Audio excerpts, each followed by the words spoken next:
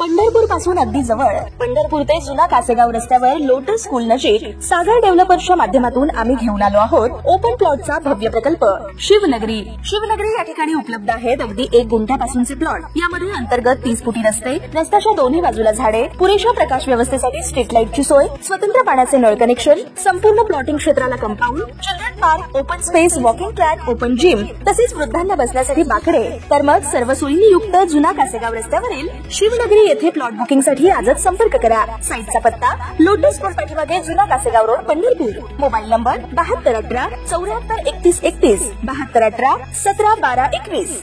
ताज्या घडामोडी पाहण्यासाठी आमच्या YouTube चॅनलवरील PVR म्हणजेच पंढरी वार्ता या न्यूजला सबस्क्राईब करा आणि शेजारील बेल आयकॉनवर क्लिक करा।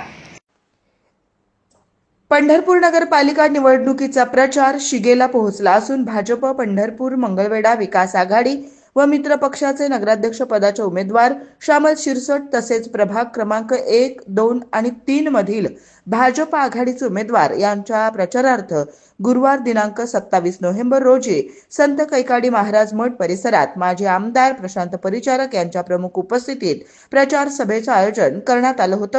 यावेळी बोलताना पहा काय म्हणाले पंढरपूर मर्चंट बँकेचे माजी चेअरमन सोमनाथ डोंबे। इथल्या नगरसेवक पदासाठी जे उमेदवार आपण उभे केलेले आहेत आणि नगराध्यक्ष पदासाठी जे उमेदवार उभे केलेले आहेत त्यांच्यासाठी ही जाहीर सभा ठेवलेली आहे।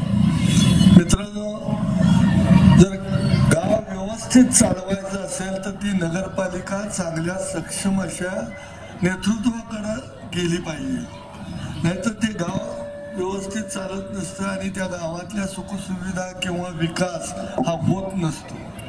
मी गेली 22-23 वर्ष प्रचारकांच्या सानिध्यात आहे। 2002ला मी प्रशांत मालकाकडे गेलो, त्यावेळेपासून मी त्यांचा सहवास बघतोय, त्या मोठ्या मालकांचंही बघतोय।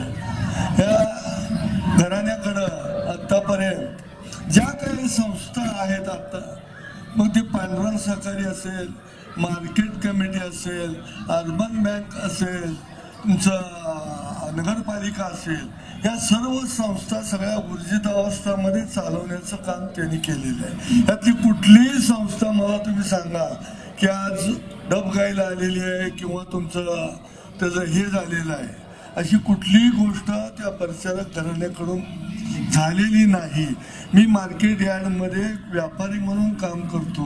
गेली 20 वर्ष प्रचारक घराण्याने मला संचालक पद दिलेलं आहे सलग, आणि त्या माध्यमातून मी मार्केट कमिटीचा त्यांचा विकास किंवा त्यांचं विजन तुम्हाला जर सांगायचं म्हणलं तर जिथं मार्केट कमिटीचं मार्केट यार्डाचं 95 साली उत्पन्न 15 ते 20 लाख रुपये होतं, ते आज जवळजवळ 4.5-5 कोटीच्या घरात गेलेलं आहे। आज आपल्या मार्केट कमिटीची उलाढाल, वार्षिक उलाढाल 5.5 ते 5.5 अब्ज रुपयाची झालेली आहे। ह्या तालुक्यामध्ये जे 500 ते 550 कोटी रुपयाची उलाढाल आहे। आज तिथला कुठलाही व्यापाऱ्याला जर तुम्ही विचारलं किंवा तिथला व्यापार बघितला तर तुम्हाला पहिल्या आणि आत्ताच्या ह्याच्यामध्ये खूप हे झालेलं आहे, फरक दिसेल। आमचा जो व्यापाराचा स्तर, व्यापाराचं जी काय आर्थिक प्रतिष्ठा किंवा जी सामाजिक आम्हाला जी प्रतिष्ठा मिळाली ती आमच्या व्यवसायामुळे मिळाली, आणि तो व्यवसाय आम्हाला वृद्धिंगत करायसाठी, त्याला मार्गदर्शन देण्यासाठी आदरणीय मोठे मालक आणि त्यानंतर प्रशांत मालकाने जे आम्हाला मार्गदर्शन केलं, सहकार्य केलं, त्यामुळं आपल्या पंढरपूरची जी एक मार्केट कमिटी आज देशामध्ये 1 नंबरची झाली। बेदाण्याच्या बाबतीत आज आपण भारताच्या नकाशावर पंढरपूर हे हायलाईट झालेलं आहे। आज पंढरपूरच्या मार्केटमध्ये बेदाण्याचा काय दर निघाला हे ऑल भारतामध्ये पहिल्यांदा विचारलं जातं आणि खरेदीला इथं लोक उतरतात। मला या निमित्तानं निवडणूक नगरपालिकेची आहे, पण मी तुम्हाला मार्केट कमिटी सांगतोय। मार्केट कमिटीमध्ये गेली 20-25 वर्ष झाली मी त्यांच्याबरोबर काम करतोय।